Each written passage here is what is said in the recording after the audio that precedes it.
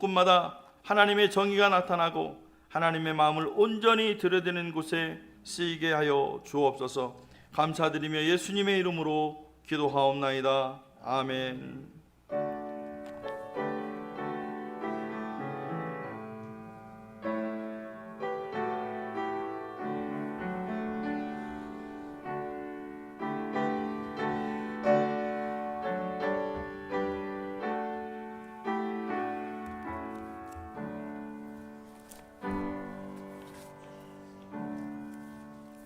자리에 앉으셔서 하나님 말씀 보도록 하겠습니다. 하나님 말씀은 신약성경 요한복음 8장 2절로 12절입니다. 신약성경 요한복음 8장 2절로 12절입니다. 제가 가지고 있는 성경은 157쪽에 있습니다. 요한복음 8장 2절로 12절입니다. 찾으셨으면 우리 함께 교독하도록 하겠습니다. 아침에 다시 성전으로 들어오시니 백성이 다 나오는지라 앉으사 그들을 가르치시더니 서기관들과 바리새인들이 음행 중에 잡힌 여자를 끌고 와서 가운데 세우고 예수께 말하되 선생이여 이 여자가 간음하다가 현장에서 잡혔나이다. 모세는 율법에 이러한 여자를 돌로 치라 명하였거니와 선생은 어떻게 말하겠나이까. 그들이 이렇게 말함은 고발할 조건을 얻고자 하여 예수를 시험함이러라. 예수께서 몸을 굽히사 손가락으로 땅에 쓰시니 그들이 묻기를 받지 아니한지라. 이에 일어나 이르시되 너희 중에 죄 없는 자가 먼저 돌로 치라 하시고 다시 몸을 굽히어 손가락으로 땅에 쓰시니 그들이 이 말씀을 듣고 양심의 가책을 느껴 어른으로 시작하여 젊은이까지 하나씩 나가고 오직 예수와 그 가운데 서는 여자만 남았더라. 예수께서 일어나사 여자 외에 아무도 없는 것을 보시고 이르시되 여자여 너를 고발하던 그들이 어디 있느냐? 너를 정죄한 자가 없느냐? 대답하되 주여 없나이다. 예수께서 이르시되 나도 너를 정죄하지 아니하노니 가서 다시는 죄를 범하지 말라 하시니라. 함께 읽겠습니다. 예수께서 또 말씀하여 이르시되 나는 세상의 빛이니 나를 따르는 자는 어둠에 다니지 아니하고 생명의 빛을 얻으리라. 아멘. 이 시간은 예수님처럼이라는 제목으로 우리 신동준 목사님 나오셔서 말씀 전하실 때에 은혜의 시간 되시기 바라겠습니다.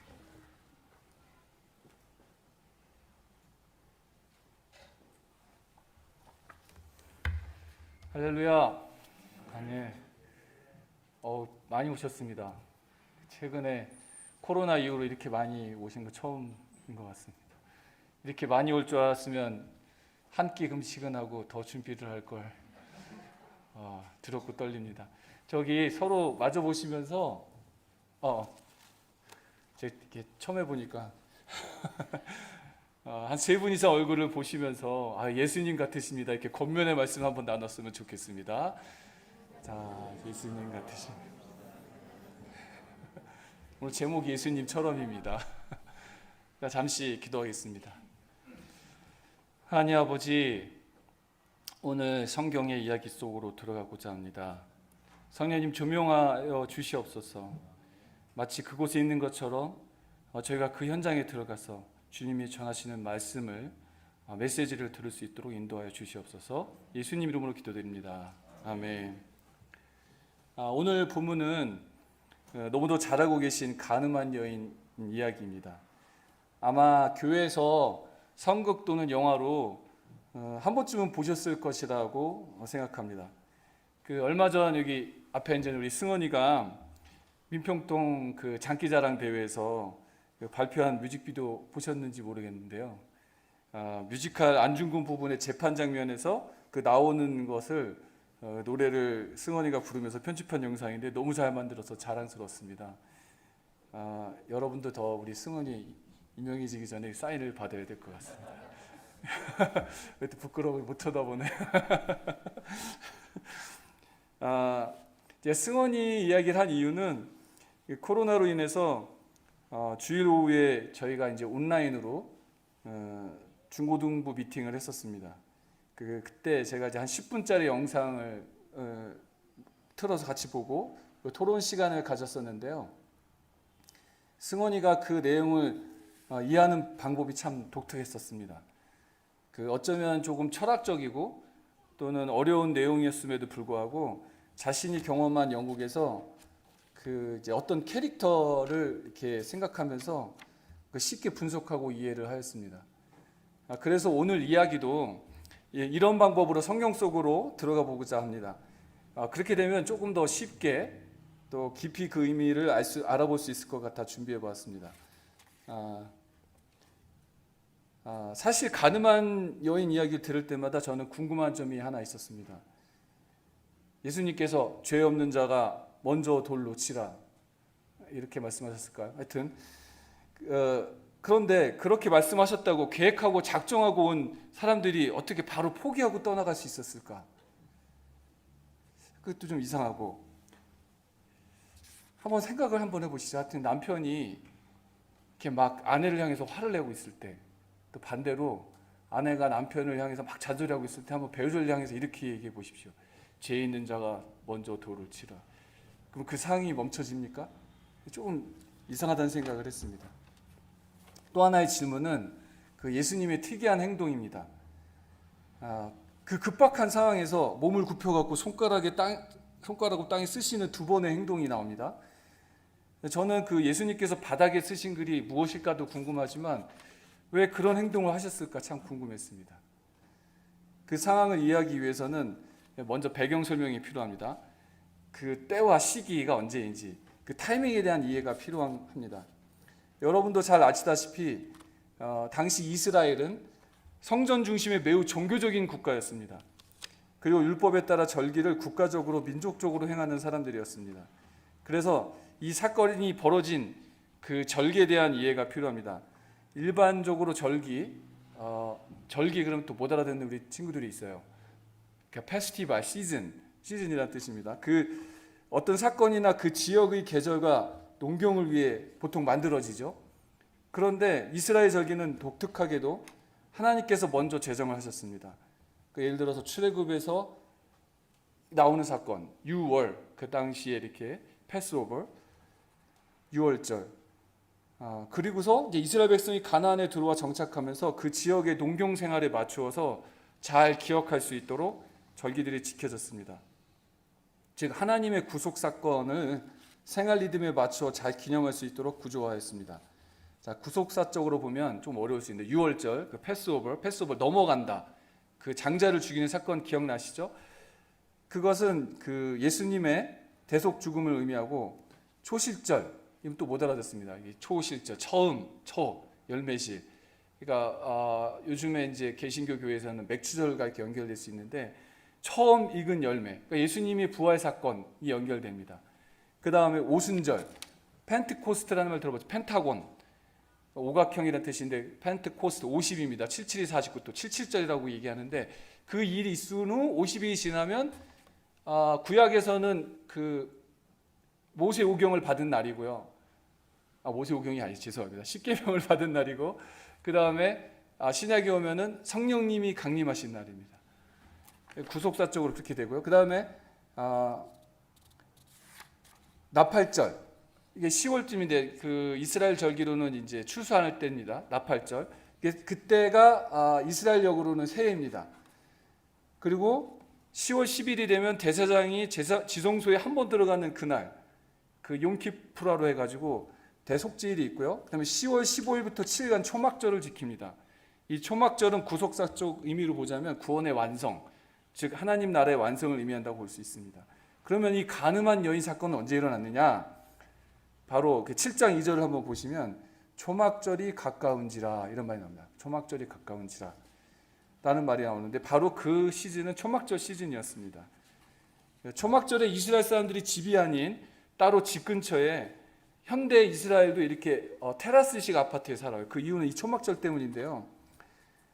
초막은 또 못 알아듣습니다. 우리 친구들. 초막은 텐트란 뜻이에요. 텐트.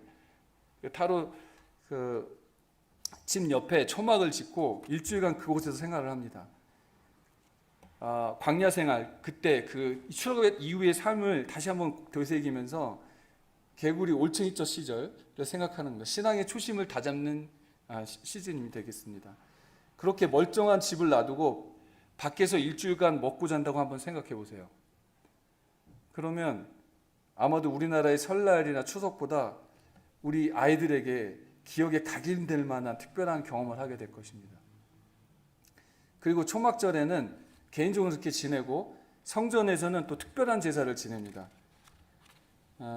가늠한 여인 사건이 일어난 바로 이런 날은 초막절이 일주일간 딱 끝나고 그 다음 날, 그러니까 8일째 되는 날인데요. 그 날을 쉬미나 아제르트라는 날로 부르는데 초막절과 분리된 독자적인 특별한 절기를 치르는 날이었습니다. 그 하루를 레위기 23장에 보시면 이 날을 특별한 성일로 보내라 이런 얘기 나옵니다. 그러니까 바로 전날 초막절 마지막 7일째는 어떤 일이 있냐면 예루살렘으로 예배를 들어온 순례자들이 집에 가지를 않고 평소에 제사장만 들어갈 수 있는 그 번제단 주위를 이렇게 7바퀴를 돌면서 죄를 사해 주시는 그런 기도문을 올립니다. 그리고 해가 지면 그 8일째 아침까지 밤을 새는 거예요. 밤을 사람들이 그 분위기를 아시겠죠? 밤을 새는데 올라이트를 하는 겁니다. 마치 우리가 그 새해 금식 기도하고 막 그 올라이트 하잖아요. 뭐 새벽에 그 햇빛 본다고 그러한 어떤 그런 느낌입니다. 연상이 되시죠? 그때는 사람들은 여인의 뜰로 이제 옮깁니다. 또 여인의 뜰 그럼 또 못 알아듣습니다. 그러니까 옛날 성전 중심의 제사를 지내면 제사장이 있는데 이방인의 뜰, 여인의 뜰 이렇게 어떤 그 신분상 구분을 하고 이름을 그렇게 그 스페이스 이름을 짓습니다. 그러니까 여인의 뜰로 옮겨서 축제 최고의 하이라이트를 즐깁니다. 이때는 그 여인의 뜰의 내 모퉁이에는 제사장의 옷 버려지는 그 옷을 심지로 해갖고 불을 환히 밝혀요. 환하게 밝히고서 그 분위기는 한끈 달아오르게 됩니다. 이때 제사장 찬양대는 나팔을 불고 랍비 현인들은 막 춤을 추고 그 평소에 점잖하던 사람들이 춤을 추고 이런 노래를 부른답니다. 죄를 사해 주신 하나님 감사합니다. 찬양합니다. 이런 노래를 부르는 시간이라고 합니다. 이렇게 춤을 추고 새벽 닭이 울 때쯤에 초막절 8일 쉬미나 아제르트 행사가 마무리가 되는데 8장 2절 처음에 한 장 2절 한번 보시면 아침에 다시 성전으로 들어오시니 백성이 다 나오는지라 앉으사 그들을 가르치시더니 바로 가늠한 여인 사건은 바로 이 타이밍에 시작이 되는 겁니다. 근데 그때 바로 서기관과 바리새인들이 기다렸다는 듯이 가늠한 여인을 예수님께 끌고 오는 겁니다. 좀 그려지시죠? 상황이. 근데 다른 순례자들은 죄를 사해 주신 하나님을 목청껏 밤새 찬양을 했고 그럼에도 불구하고 바리새인과 서기관들은 이 축제에 참여하지 않았습니다. 그리고 밤새 눈을 펴고 가늠한 여인을 찾아다녔던 겁니다. 그 이유는 6절에 나와 있듯이 예수님을 논리적 모순에 빠지게 하기 위해서 고발할 조건을 얻기 위함이었습니다. 이게 무슨 말이냐? 만약에 돌로 치라 하면은 그 당시 이스라엘은 로마로 인해서 형사권을 갖고 있지 못했어요. 그러니까 그렇게 되면 로마법을 위반하는 것이고 돌로 치지 말라 이러면 또 이스라엘 율법을 어기게 되니까 논리적 모순에 빠지게 만드는 거였죠. 어떠십니까? 지금 제가 장황하게 절기 설명은 했지만 지루하지 않았죠. 이해되는 그것만으로도 이해되는 부분이 있습니다. 이 상황이. 제가 이제 우리 승원이에게 인사이트를 받아서 이제 연극적으로 한번 설명을 해보는 겁니다. 그러면 이제부터는 배경 설명 말고 인물별 분석을 한번 해보겠습니다. 인물별 분석은 두 개의 그룹과 남자 주인공 예수님, 여자 주인공 가늠한 여인 이렇게 나누어 관찰을 한번 해보겠습니다. 먼저 이제 이렇게 분석하는 이유는 예수님 제안 이 세 가지 캐릭터를 통해서 그 속에 담긴 우리의 죄된 모습들이 한번 발견되기를 원합니다. 그리고 예수님이 주셨던 그 은혜와 그 모범들을 보며 또 우리의 기도가 깊어지기를 바랍니다. 먼저 서기관과 바리새인 그룹입니다. 여기서 서기관 그러면 또 서기관은 뭐냐? 라이팅이란 뜻이에요. 근데 여기서 이렇게 말이 길어지니까 서기관은 바리새인의 리더로서 율법학자라고 보시면 돼요. 그러니까 통칭해서 바리새인들 구별되다는 뜻인데요. 바리새. 예수님께서는 이 바리새인들을 외식하는 자로 야단치기도 하셨습니다. 근데 또 반대로 마태복음 5장 20절 보시면 너희 의가 서기관과 바리새인보다 낫지 못하다면 천국에 못 들어간다 이런 말을 하시면서 그들의 열심을 어느 정도 또 인정하는 말씀도 하세요. 이렇게 이들은 종교적인 열심이 특출한 국가에서 민중들 앞에 어떤 율법적인 모범을 보이고 일종의 어떤 쇼를 했습니다. 여기서 이 쇼라는 건 뭐냐면 알아듣게 이제 쇼. 이렇게 음식하면 막 티를 내고 막 이렇게 막 아니면은 사람들 보는 앞에서 기도하고 막 이런 사람들이었어요. 그런데 왜 이렇게 화가 나 있었을까요? 밤새 찾아다니면서 초막절 그것도 때가 때인데 국가적으로 이렇게 치르는 행사니 죄인 찾기도 쉽지 않았을 텐데 밤새 죄인을 찾아다닌 거예요. 여인을. 예수님을 올매에 걸리게 할 그 올매를 찾아 밤새 다녔습니다. 엄청난 열심입니다. 그들의 동기는 과연 무엇이었을까요? 율법을 통해 종교적 기득권을 누리고 있었고 사람들이 이제 자신이 아니라 예수님을 따르기 시작하자 아마 시샘도 생겼을 것이고 자신의 권력, 기존 질서에 대한 도전으로 그것을 받아들였을 겁니다. 이것을 좀 적용하자면 한번 각 교회에선 이런 일이 있을 수 있습니다. 성경 공부를 많이 하고 각종 프로그램에 참여하고 제자 훈련을 해왔습니다. 저도 케냐에서 또 탄자니아에서 이렇게 제자 훈련 사역을 하고 있는데요. 저는 그 은혜와 중요성을 잘 알고 있습니다. 그것 때문에 여기 와 있지 않습니까? 그런데 자칫하면 이 훈련을 받은 사람들이 자신의 훈장으로 그것을 여기고 다른 사람을 정죄하는 모습을 발견할 수 있습니다. 저도 과연 제가 사역하고 있는 이 사역의 내용, 저의 사역의 내용이 저에게 있는지 아내도 항상 저를 지적합니다. 그리고 또 십자가 앞에서 제 자아의 죽음이 그런 현지인들 앞에서 잘 드러나고 있는지 선교지에 갈 때마다 두렵고 떨립니다.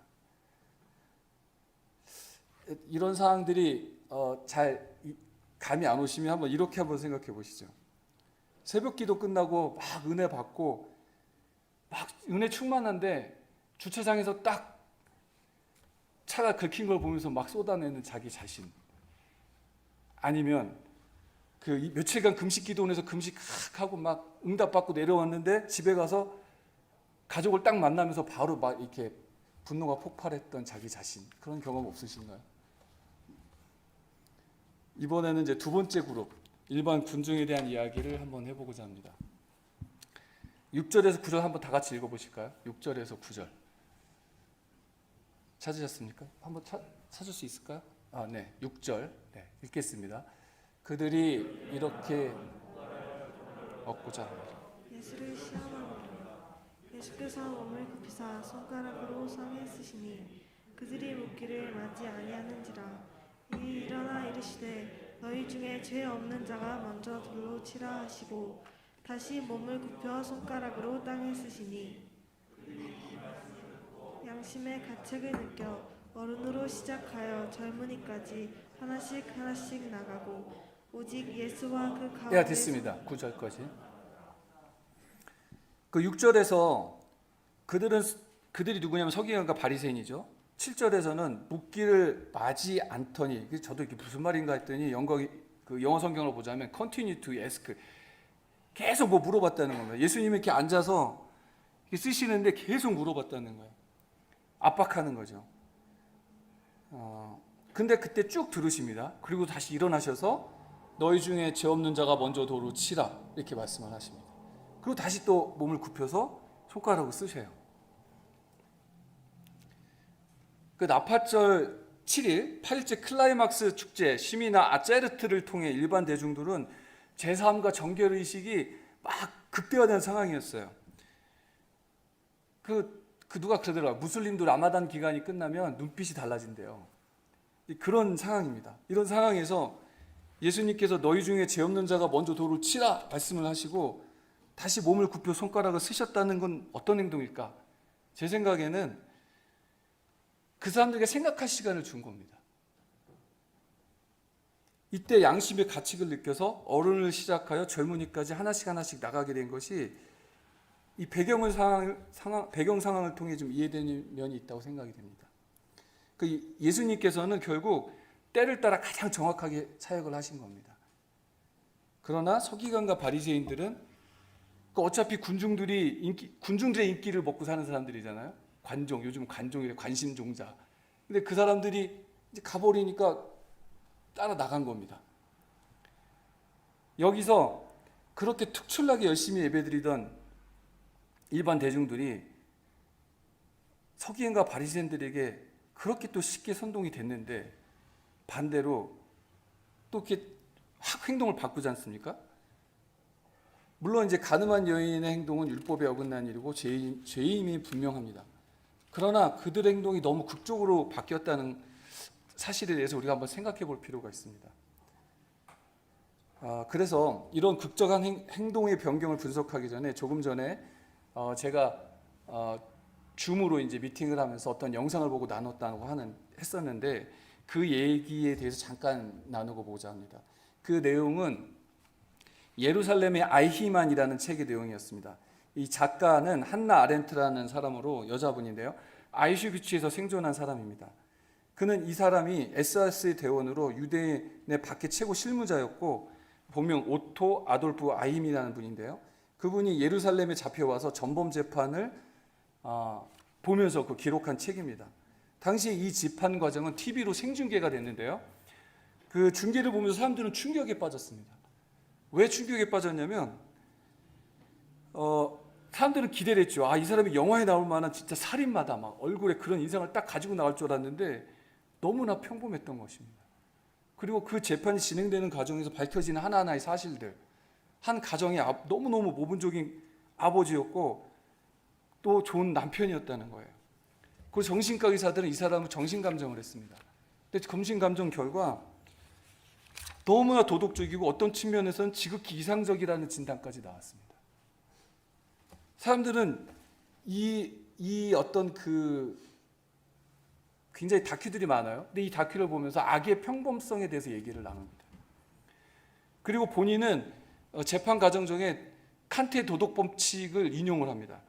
나는 국가와 민족을 위해 규범의 틀에서 벗어나지 않았다. 나는 최선을 다해 살았다. 이렇게 변명을 합니다. 물론 이제 사형 판결은 받았습니다. 자, 과연 이 사람의 죄는 무엇일까요? 한나 아렌트는 이 책의 마지막에 이런 결론을 냈습니다.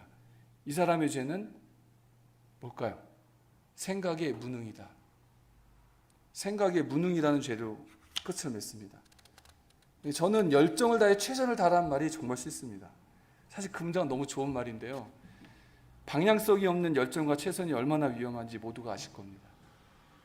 여기서 방향성이란 바로 생각하는 능력을 말하기 때문입니다. 성령 충만하면 복잡하지 않고 단순하다. 이런 얘기 들어보신 적이 있을 겁니다. 그렇지만 그 생각은 생각이 없는 상태가 아니라 주님의 말씀을 따라 자신의 생각과 의지를 내려놓는 그런 시간이 있었기에 할 수 있는 것이고 사실 더 많은 기도의 시간이 필요했을 것입니다. 우리에게는 이런 돌을 내려놓을 수 있는 생각할 시간이 필요합니다. 우리에게는 돌을 내려놓을 수 있는 기도의 시간이 필요합니다. 우리는 어떤 일을 할 때 때와 장소를 가릴 줄 알아야 합니다. 교회 안에서, 선교지에서 믿음으로 하는 행동과 자신의 의로 하는 행동을 구분할 수 있어야 합니다.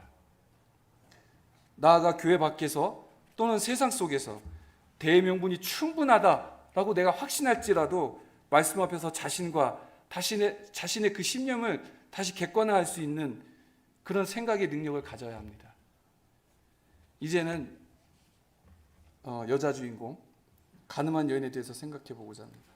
당시 이스라엘 사회는 여러분 다 아시잖아요. 여자는 남편이나 아들이 없으면 재산권을 가질 수 없는 상황이었습니다.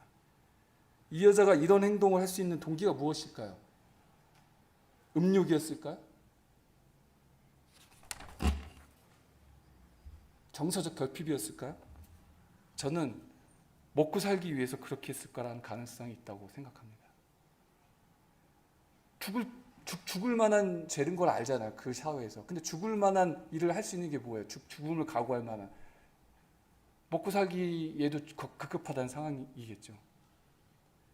우리는 요한복음 1장에서도 이런 비슷한 여인을 봅니다. 우물가 사마리아 여인 이야기에서도 볼 수 있듯이 그 여인에게는 남편이 5이 있었고 지금 사는 남자도 남편이 아니다. 이렇게 예수님이 그녀 알아보시고 얘기했을 때 어떤 반응이 있었죠? 바로 깨졌죠. 당신이 메시아입니다. 선지자입니다. 왜 그랬을까요? 바로 자신의 그 인생의 바닥에서 인생이 기구한 그 여인의 그 전인적인 결핍과 갈망이 바로 폭발했던 겁니다. 이 시대도 그렇지만 우리 행동에는 항상 밑바닥에 돈이라는 것이 바닥에 깔려 있다고 생각합니다. 그런데 예수님은 이런 여인을 정죄하지 않으십니다. 왜 눈물이 나오죠? 그렇지만 이 여인을 보내시면서 또 이렇게 말씀하십니다. 다시 죄를 짓지 마라. 여러분들은 살아남기 위해서, 살아내기 위해서 죄를 지어보신 적이 없으신가요? 정말 절박해서 그럴 수밖에 없어서 죄 짓고 사신 적은 없으신가요? 케냐든지 한국 사회든지 사업을 하기 위해서, 조직 문화에서 생존하기 위해서, 장사하기 위해서, 선교지에서 살아남기 위해서 우리 학생들은 좋은 성적을 위해서 몸부림쳐 왔을 것입니다. 물론 공정하지 않은 사회에서 부정을 하지 않고 손해보기란 쉽지 않습니다. 여기에 인생의 바닥까지 내려가 본 분은 아마 그렇게 많지는 않을 겁니다. 그 바닥의 인생에서 생존이란 결코 간단한 문제는 아닐 것입니다. 그러나 예수님 우리를 정죄하지는 않으십니다. 있는 모습 그대로 인정해 주십니다. 그러나 믿게 된 이상 우리의 성화를 원하십니다. 그렇게 살 수 있도록 또 성령도 보내주셨습니다.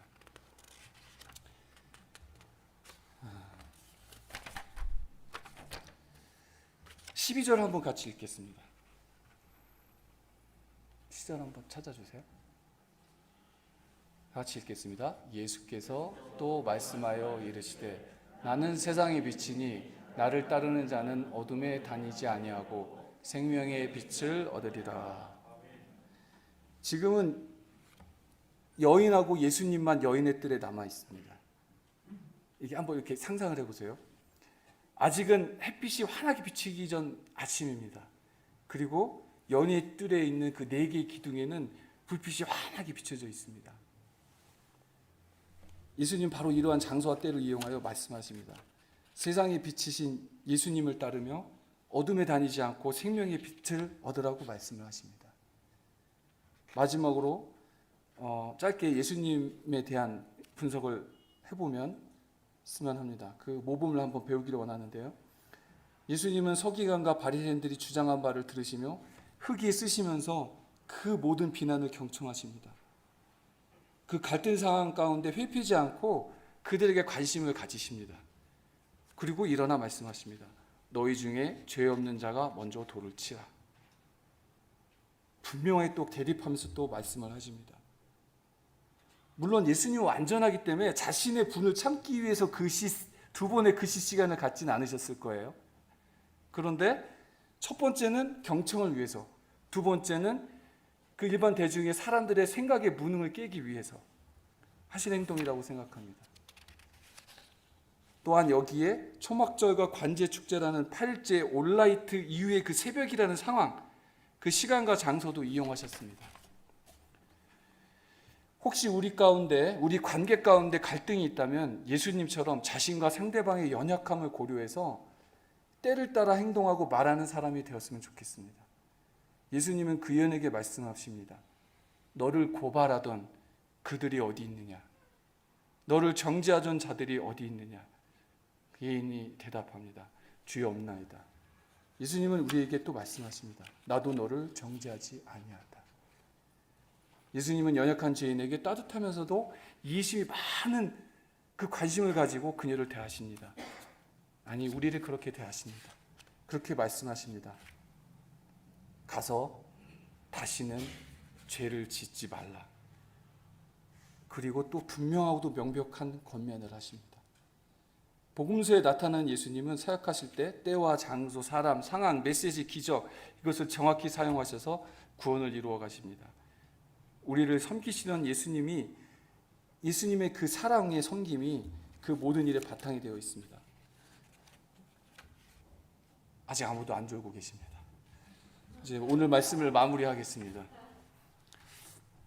서기관과 바리새인의 모습, 군중들의 행동, 가늠한 여인의 삶 속에서 나의 제된 모습들을 발견할 수 있으셨는지요?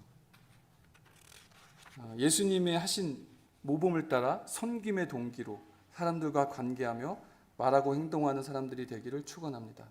특별히 오늘 교회 학교 중고등부를 졸업하는 5명의 학생, 야마다 시원, 이시원, 김민재, 김예직, 윤유선 학생들이 교회 밖 세상에 나가서 자신들의 의의를 내세우지 않고 생각 없이 사람들의 생각에 휩쓸려가지 않고 먹고 살기 위해 자신을 버리지 않으면서 예수님처럼 다른 사람에게 생각할 여유도 주고 다른 사람을 정죄하지도 않고 품으며 다른 사람들을 빛 가운데로 인도하는 멋진 크리스찬이 되기를 축원합니다. 아멘. 다 같이 기도하겠습니다. 주님, 열심히 살아왔지만 여전히 죄가 죄인지도 모르고 살아왔습니다. 빛 대신 예수님을 따라 어둠에 다니지 아니하고 생명의 빛을 얻기를 원합니다. 주님, 여기 케냐 땅에 나이로비 한인연합교회를 세우셨습니다. 교회를 통해 빛 대신 예수님의 말씀이 계속 선포되게 하여 주시옵소서. 예수님의 섬김을 따라 가족과 교인과 이웃에게 사랑을 전하게 하여 주시옵소서. 예수님 이름으로 기도드립니다.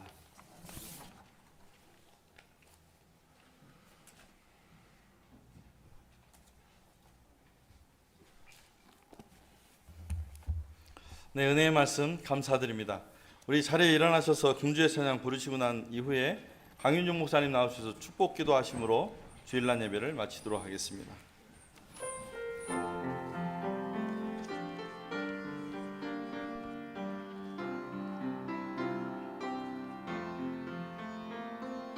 죄악된 세상을 방황하다가 천국과 지옥도 나는 몰랐네. 고집대로 역습은 험한 세상이 왜 그리 더러운지 이제야 아네.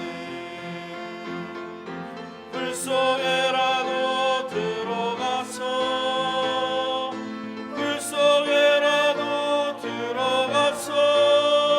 세상에 널리 전하리 주의 사랑을. 강자를 살려준 주님 말씀에 죄인의 두 다리 묻어도 없네. 아들이여 일어나 내 손을 잡고 남은 몸 모든 영혼 바치라 하네. 불 속에라도 들어가서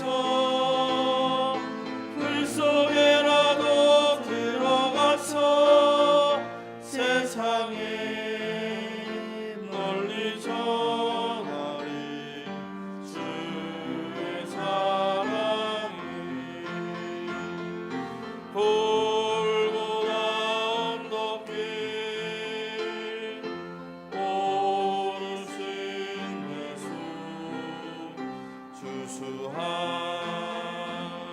걷는 찾아 부르네.